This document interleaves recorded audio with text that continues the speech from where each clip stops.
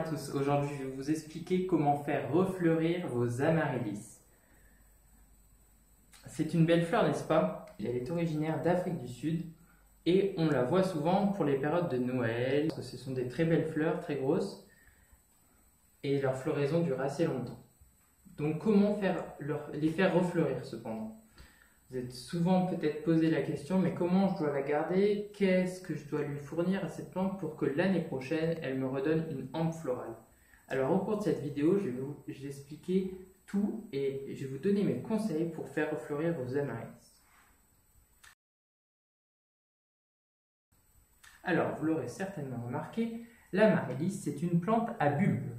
Donc le bulbe, c'est la partie qu'on aperçoit ici.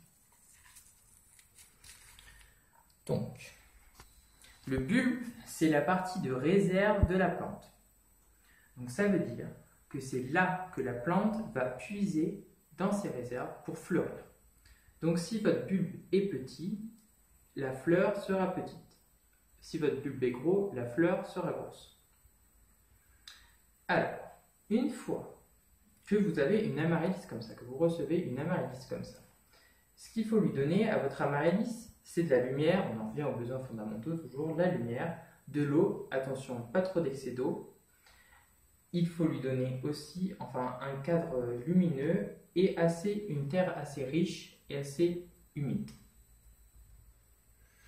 Alors, une fois que votre bulbe a fané, chose très importante, donc vous voyez ici, c'est ce qu'on appelle l'ovule, l'ovaire de la plante. Donc c'est là que vont se former les fruits. Ici, on ne veut pas de fruits d'amaryllis, on ne les mange pas et ça ne sert pas à grand chose. En plus, ça puise dans les réserves, donc on les coupe. Une fois que la fleur a fané, on coupe, on sectionne ici, vous voyez, ici et ici. Moi, je fais ça. Et ensuite, la hampe florale qui reste, donc cette partie-là, je la laisse. Il y en a qui la coupent, moi je la laisse, ça n'a pas trop d'importance. Et je vais placer cette plante, donc si c'est en janvier, il fait trop froid dehors.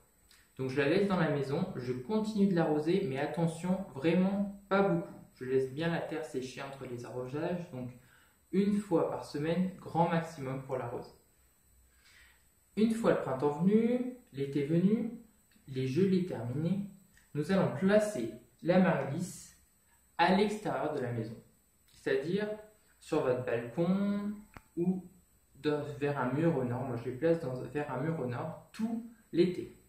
Je les arrose un petit peu, toujours pareil, sans trop d'excès. Normalement, la pluie fait son boulot, on n'a pas besoin de beaucoup les arroser. C'est une plante assez rustique. Pourquoi on les arrose, les amaryllis? Et pourquoi on les place à la lumière? Et pourquoi on ne coupe pas ces feuilles une fois qu'elle a fleuri? Parce que ces feuilles non plus, elles ne sont pas très belles et elles ne servent pas à grand chose. Et bien, si pour la plante, elles servent à de nombreuses choses. Vous savez, la plante, elle fait la photosynthèse. Ce phénomène qui, en captant le CO2 de l'air et la lumière, fabrique des sucres pour son bulbe.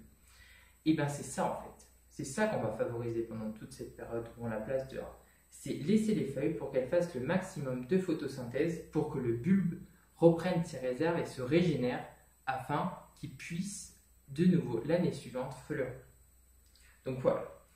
Ensuite, donc, on est en été là, donc les amaryllis sont toujours en feuilles, on les arrose un petit peu mais pas trop. Et là, en octobre, bon, ça commence à se rafraîchir et vous voyez, vous allez voir que vos amaryllis vont commencer à avoir une feuille un peu plus jaune. Là, c'est signe qu'il faut les rentrer. Avant les premières gelées, il faut rentrer vos amaryllis, les mettre dans un endroit un peu plus froid si vous avez une cave par exemple, à l'obscurité, c'est mieux, mais c'est pas obligatoire. Un peu plus frais et surtout arrêtez totalement l'arrosage. D'octobre à décembre, c'est la période de repos pour vos amaryllis. Alors la période de repos, vous pouvez à l'issue de celle-ci aussi les rempoter, en profiter pour rempoter, donc c'est-à-dire secouer la motte, remplacer la terre, mais attention, là encore une fois, il faut placer vos bulbes à la surface de la terre. Si vous les enterrez, les bulbes vont pourrir. Donc à la fin, les rempoter, à la fin de cette période de repos, vous les rempotez. Et là, vous allez les replacer à la maison, à la chaleur, à l'issue de ce rempotage, en les arrosant un tout petit peu, juste pour voir pointer les débuts des bourgeons floraux et des feuilles. Et après ça, eh ben, vous aurez de nouveau une fleur et des feuilles, et voilà, la boucle est bouclée, et c'est parfait. Vous voyez là, tous ces bulbes d'amaryllis, c'est une petite collection parmi la dizaine qu'on a. Eh bien, je les garde depuis de nombreuses années, et je fais tout le temps ça, et je peux vous garantir que ça marche. Bon, soit, il y a la première année, peut-être qu'on a un bulbe, il fait 2 hampes florales, 3-4 fleurs par hampe florale. Bon, là, ils ont tendance quand même encore à se dégénérer. Bon, bah là, il y a plus que 2 fleurs sur cette hampe florale. Mais l'important pour un bulbe, c'est de lui laisser refaire ses réserves. On peut prendre la même chose avec le bulbe d'arôme, par exemple. Pareil, il fait des feuilles, il fait des fleurs.